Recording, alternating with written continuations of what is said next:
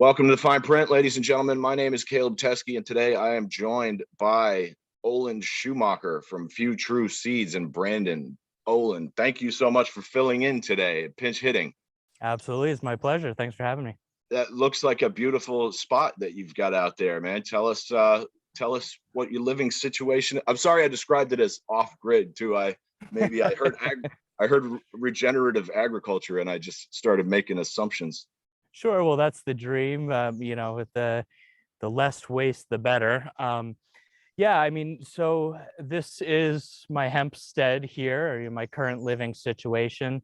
I've got the greenhouse in the back. I run a couple indoor tents and I produce seed here on site. And of course, we're moving into a facility where we can expand those type of operations, not only to provide seed, but a couple different kinds of simple CBD products and some other products that are kind of geared towards helping people maintain homeostasis in the body, and because we're always under attack, whether it be sunlight, virus, you name it. You walk out the door, your body's constantly trying to balance all these different stimuli. So there are a lot of medicinal things, cannabis included, that are very good at helping the body maintain those healthy levels. So that's essentially our statement. How much land do you have out there? So this small plot here where I currently have the hempstead is just a small little corner. But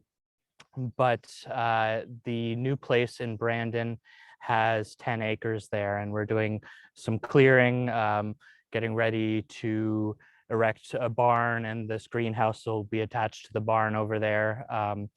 So as well as some growing space, some larger space. But for producing seed, you really don't need a whole lot of space, which is kind of nice.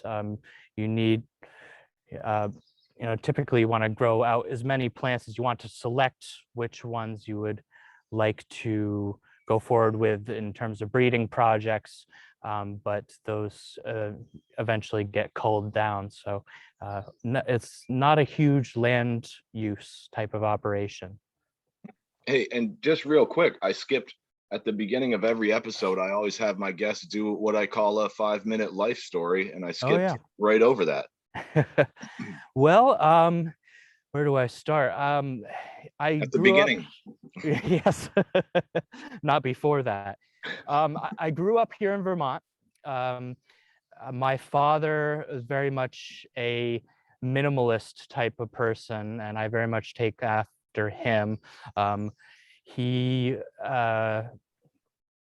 was into or he went to school and practiced Chinese medicine as well as acupuncture. And he had his own garden at our place growing up. So I think a lot of my early years had a great influence on me in terms of what I do now, in terms of growing, being interested in plants. That's where I get the most heavily influence in terms of what I enjoy doing here in life. So I've spent most of my time in Vermont. Went to school here in Vermont at Castleton University, where I studied digital media and did a lot of stuff with video, multiple camera editing, a lot of photography. So a lot of that has kind of circled back again into what I'm doing now here in the digital age, kind of connecting these two spheres of plant medicine and the digital information age, shall we say. Yeah. It's kind of interesting to be able to do interviews with guys that are sitting out in the woods. Yeah, sure. Yeah. It's nice. I thought a change of scenery and show a little bit of, where I'm at most days. So are you growing anything else up there besides what I can see behind you? Yeah, absolutely. So, our primary focus at this time is taking a lot of the CBD varieties that we've been working on as my personal hobby, as well as before that, the way I got into cannabis really was through landrace preservation, trying to find old world type cannabis seeds. And they're in the days of forums, when there were real community forums on the internet that share the seeds, and Mycotech, both places that I was deeply involved in for cultivating mushrooms and for Ooh. trading seeds. Mm. I ended up collecting a lot of landrace and old world genetics. So I got into cannabis by trying to preserve those, because a lot of the new lineages are beginning to become very much inbred. And not only that, but catering towards very high THC, whereas the cannabis plant produces a whole range of different cannabinoids, terpenes, and effects that have essentially been bred out because of heavy THC Yeah, can I homegrowers. interject there? What Yeah. happens when a plant is inbred on that level? Well, it's my concern is that we're losing diversity. I always, we're trying to preserve diversity, not only in seed, but in medicine and in culture. So my concern with that would be that a lot of these land races are being lost to time, that the cannabinoids that they have in their genetics are being worked out, forgotten, and that a lot of um, that will be lost.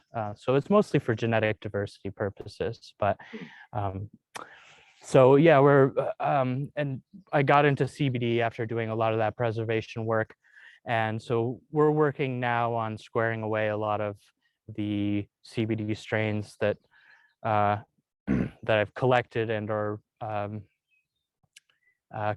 bred myself, and then producing feminized seed for people. As the medicinal market opens up here in Vermont, we'll end up expanding into some of the THC dominant varieties, mixed ratio varieties for that market as well, pending we get a license coming up next year. So. Is your application in? No, I haven't bothered yet. We're kind of waiting to see what happens going forward. I worked or I helped create and had a partnership in a CBD program for the last 5 years. We made products. We grew, up to 10 acres of hemp every year, and that boom, the hemp boom that we experienced in 2019, I expect something very similar to happen to the market for THC and for medicinal. So just kind of setting back, and really what I'd like to provide is genetics and seed. So for us, there's not a whole lot of competition. But there are a bunch of very good seed producers here in Vermont, and I'd love to support them as well. I want to talk about them, but I want to just interject with a random. I dug up some dirt on you real quick. I was doing some homework before we got on Good. here, and Yeah. I understand that you used to be in a heavy metal band. Wow, you found some old stuff, huh? I did, yes. High school, we started a heavy metal band. We played at Higher Ground when I was 16 or 17, I In the think. in the big room? No, the small room. Oh, okay. So yes, What do you play? I play guitar, less so now, unfortunately, but for many reasons. But I very much enjoy playing guitar, and you know, someday I'll circle around again to that project. How did the show go? Gosh, I don't even remember. Although there I did a multiple camera shoot for it. I set up some of the you know the Canon cameras that I had at the time, so that is available on YouTube somewhere. Oh, nice. We'll have to pull that up. Sure, yeah, absolutely. I don't think I've watched it in probably 10 years. I need that guy that Joe Rogan has to just pull stuff up on the internet. Yeah. Jamie. Well, there's plenty of fantastic history in my odd life. Well, I got that from Ryan Kenyon. Shout out to Ryan Kenyon. Oh yeah, I absolutely. used to do comedy with Ryan. A great guy. He was there. He was right up front. Was he? Oh, nice. Perfect. A second ago, hey, you said like I need another job. Tell me what that meant. Well, I'm a type of person who is always busy, and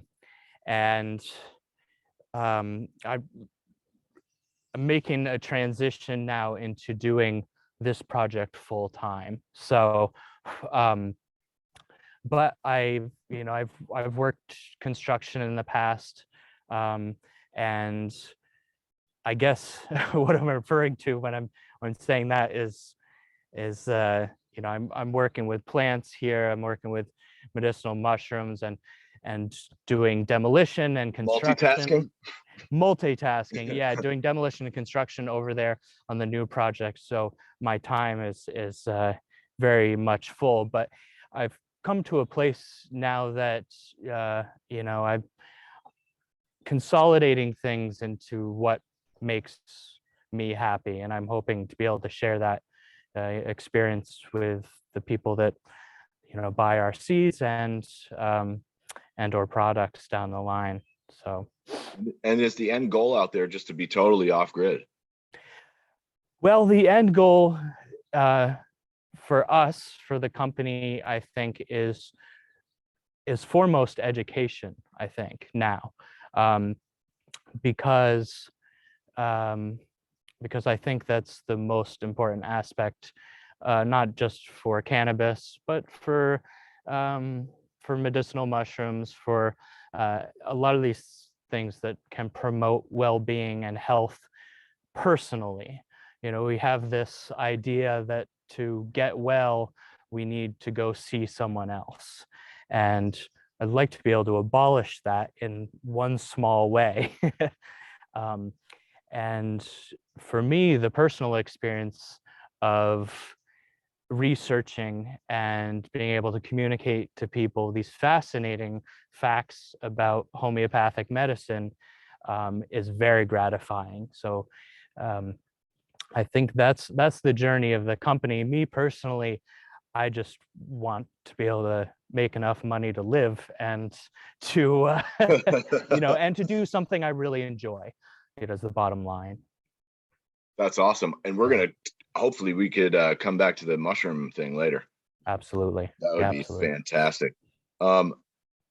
So you're one of the first, well, I guess my last guest there, Ben Wilcox, talked about seeds a little bit. He said he had done some seeds, but it seems like this is kind of your thing. And I was hoping that you could really explain the process of how you create cannabis seeds, how you get them, how you perfect them, how you get rid of the ones you don't want, things of that nature. Absolutely. Yeah. So I have been doing it for some time. I think the first time I started breeding cannabis seed was 2015 or so. So, I'm still a young guy. It's not that long, but it's something I'm very passionate about. So I guess to start, you have to get your seed from somewhere. Every seed company gets their seed from somewhere else. So whether that's going out to a physical location and collecting the seed, typically, most people just get them from another seed company. Usually, if you only have a couple seed, you would expand the seed So you do a run, you cross-pollinate, say you have 6 plants, you cross-pollinate all of those together. You call that open pollination. There's no selection at all. And from those 6 plants, you get 300 seeds. From those 300, you plant, from those 300 seeds, you want to plant maybe 100. The more you plant, the better selection you have or the more you have to select from, basically. So you grow out those a large amount of seed. You can select from those plants based on their phenotype, which are things that you can observe: the smell, the structure of the plant, how vigorous it is, how quickly it germinated, number of trichomes, if you're looking that closely, and even up to color matters to some people, leaf color. There's a number of different phenotype expressions that you can select from. And then typically once I've selected the phenotypes that I find desirable, I'll narrow them down, from 100 down to, say, 10 or so. And of that selection, I'll typically try to send away as many as I can for analysis, and that includes the males. Males, of course, are selected based on the same phenotype stuff, the smell, how much pollen they drop, how quickly it is, whether it's early flower characteristics or et cetera, any of those characteristics. Once they're sent in for the lab results, you get things back like the terpene expression, the cannabinoids that are expressed in that certain plant. And you can get results for flavonoids, although typically people don't go to that extent. They're the lesser of the concern in terms of breeding. So you have phenotypes you selected. Now you have the genotypes, and you'll select from those based on what you desire out of the plant. For breeding CBD and hemp, you're looking for something that's below the federal legal threshold for THC.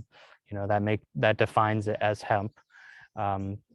And typically the widest or the highest CBD concentration. Although, if you're looking for highest CBD concentration, typically that would be something you're breeding for extraction. Whereas I'm starting to lean towards providing stuff that is more flavorful, that smells nice, that's early finishing, stuff for people at home, and stuff that's easy to grow and that's very appealing for the market and the consumer, not just for people that are extracting for CBD. Now, Olin, it doesn't seem like there's a ton of seed companies in Vermont. Do you know about that? In terms of CBD and hemp, there are a few, but not very big ones.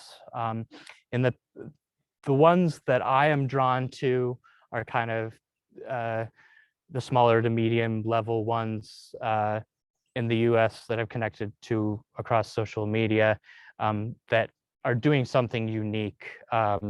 And for CBD, shout them out, man. Shout them out. Yeah, well, some of my favorites, certainly. I've been working with High Alpine Genetics for quite some time. We became friends in 2018, just across line. He does some great work. I believe his Pink Panther won the hemp category for the High Times hemp competition, which is really cool. And Hoku Seeds is also another great one. So there's some really good seed companies out there, but not very many in Vermont. Yeah. Yep. Now, can you tell us, I would talk to me like I'm dumb about this in detail. like I'm dumb, about the process of creating feminized seeds. Sure. Yeah. Now, um, I guess I should start with the fact that cannabis is very unique in the fact that it can express both female, male, and hermaphroditic plants within its genotype. And I don't know of any other plants that can do that. I'd have to double check. I don't believe it's the only one, but it's very unique in that fact. So it naturally, um, in conditions where a female plant is stressed, doesn't think that it's going to get pollinated by a male, it'll produce its own male flowers and and pollinates itself, creating a feminized seed. So this happens naturally in the environment. And that feminized seed will drop, of course, giving that plant another year to receive pollen from a male donor. So it kind of it's a strategy for survival for the So plant. you're stressing the plant out to get it to do what you want. Yes. Now there are multiple ways of creating feminized seed, and the most effective way is to do it with heavy metals. And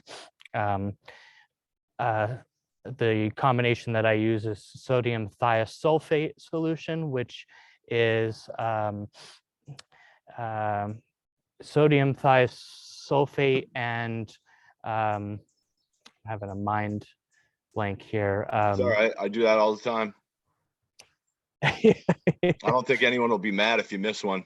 That's all right. Great. Well, it's sodium thiosulfate. It contains a heavy metal, and it basically is very effective at stressing the plant to the point that it produces a lot of male flowers.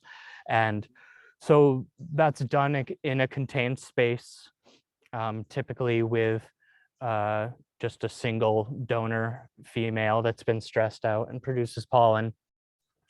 And the offspring will produce all feminized seed, up to 99% feminized seed, and will carry the characteristics of that donor plant as well. And none of that heavy metal gets into the seed. It's now, if it does, it's extremely minute. And since no one's consuming it, it's well below the threshold for growing safe conditions like that. It's really not of concern. okay. There are ways to do it naturally. I'm trying to think. Hardy Gear, older gentleman down in Colorado, does a lot of land race preservation stuff. Him and I worked together on several Facebook groups, circa 2017 or so, and we're still close contacts. He will make feminized seed, or has made feminized seed, using an altered light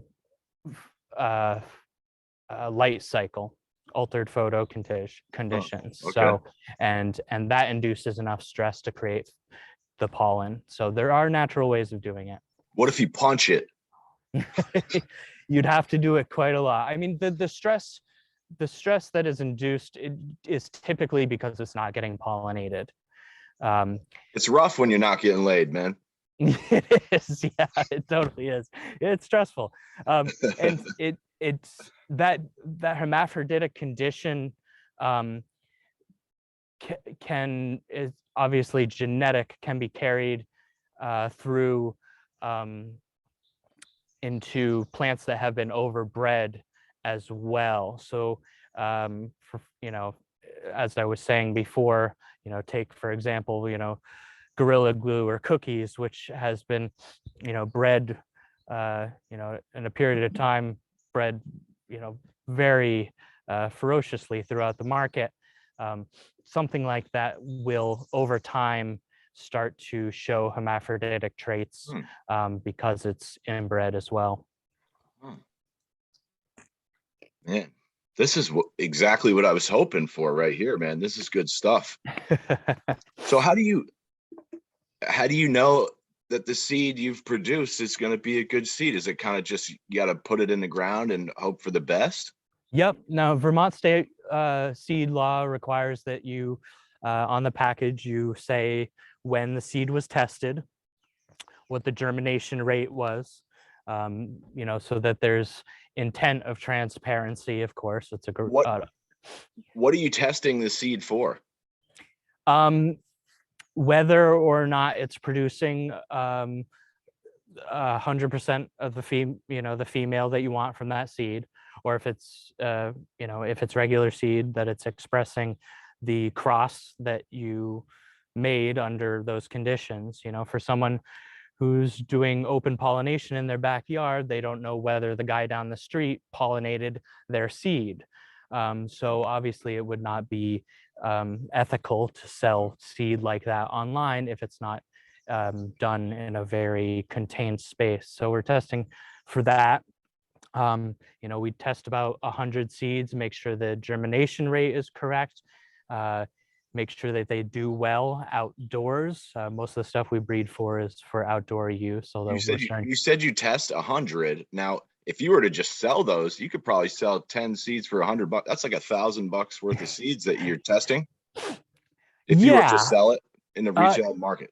Sure. Yeah. Typically, I offer our seeds for less than what say Oregon CBD sells their seeds for $1. I typically mark mine down just because we're very small, and the price usually reflects what I would value or what we would value that end plant. Wait, hang on.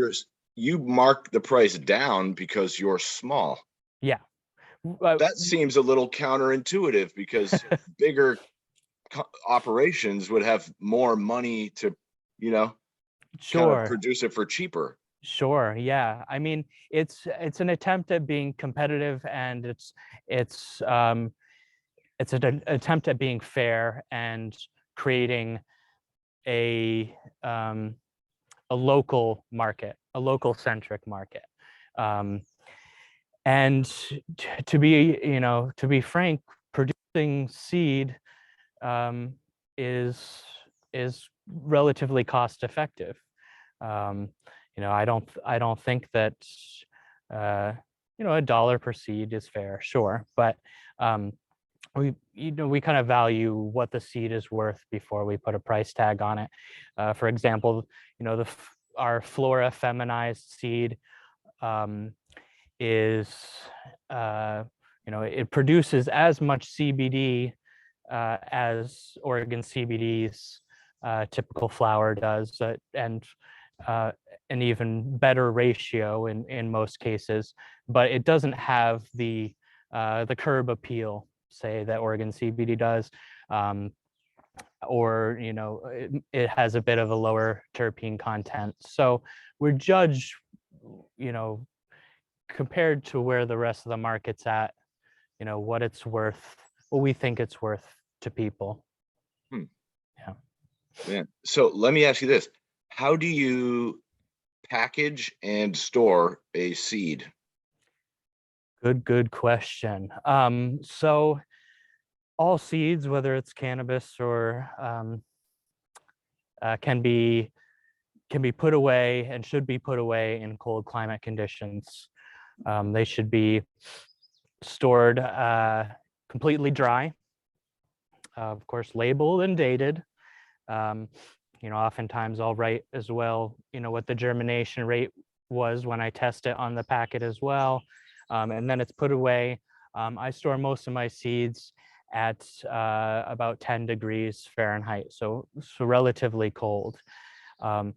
Most seeds, cannabis seeds especially, can last up to 10 or more years in those conditions. 10 years, that's a shelf life? Yep, just about. Yeah, and it depends. Of course, we test the viability of our stuff every year. For warmer climate seeds, peppers, eggplants and stuff, they have a significantly less significantly lower shelf life in those conditions because they're not used to cold temperatures. But those would be the conditions that they should be kept under. Any moisture in those packets destroys seed instantaneously, especially in those temperatures. So as dry as possible, cold, and consistent. Listen, Olin, we got about 3 minutes left. I want to chop this and do another one. Sure, absolutely, yeah. And before we do that, I'm going to milk this 3 minutes. I Yeah. want to ask you: do you think high THC levels are overrated? They're overrated. I said, do you think that? No, I I didn't. really think so. I think that THC has its place, and maybe as we get into this next segment, I can get a little bit into the endocannabinoid system. Oh, we're going to get into that. Yeah. Because THC it has a lot of very good uses for. Our system of belief is that plant medicine and a wide array of compounds, no matter what it is always going to be more beneficial than an isolate product. So for people that are breeding strictly for THC, it does have specific uses, and I have nothing against it. I completely enjoy THC, but I'd love to see more diversity on the market, whether that's equal 1,1 CBD, THC, maybe some CBG, some CBN in there. THCV is one of my new favorites. I know Hoku Seeds is also trying to go in that direction, because it has a lot of therapeutic value for stimulating appetite specifically. THC has great applications for pain relief, for post-traumatic stress disorder. So, I have nothing against it. I just would love to see more diversity. Beautiful. I'm going to chop it right there. I'm going to render this down. We'll come right back. Okay. Olin, don't leave yet. Dude, this is fucking fantastic stuff right here. This is what I've been looking for, man. Dude, Good. I could milk this for fucking 4 hours, really. I'm gonna render this down. It'll probably take about 6-7 minutes. I'm gonna come right back. We'll do some more. Sounds good. Thank you. Great, dude.